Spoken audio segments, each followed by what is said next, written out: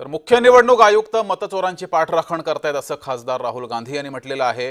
राहुल गांधी यांनी हा आरोप केलाय। पत्रकार परिषद घेत त्यांनी हा आरोप केलाय। मुख्य निवडणूक आयुक्त हे मतचोरांची पाठराखण करत आहेत असा आरोप केलाय। हमारे पास इस प्रेजेंटेशन में जो मैंने आपको अभी दिखाया 100% सबूत है, प्रूफ है कि ज्ञानेश कुमार जी हिंदुस्तान के चीफ इलेक्शन कमिश्नर वोट चोरों की रक्षा कर रहे हैं।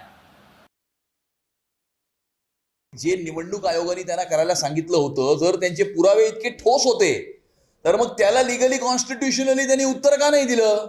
लीगली आणि कॉन्स्टिट्यूशनली उत्तर द्यायचं नाही आणि अशा प्रकारच्या थापा मारायच्या, दिशाभूल करायची, फेक नरेटिव्ह पसरवायचा प्रयत्न करायचा, याच्यापेक्षा राहुल गांधींनी काही कन्स्ट्रक्टिव्ह कामांवरती जर त्यांचा फोकस केला तर कदाचित ते थोडेसे आयुष्यामध्ये पुढे जातील, पक्षालाही पुढे घेऊन जातील। परंतु मला असं वाटतं की त्यांनीही ठरवलंय की स्वतःही खड्ड्यात जायचं, स्वतःच्या पक्षालाही खड्ड्यात घेऊन जायचं।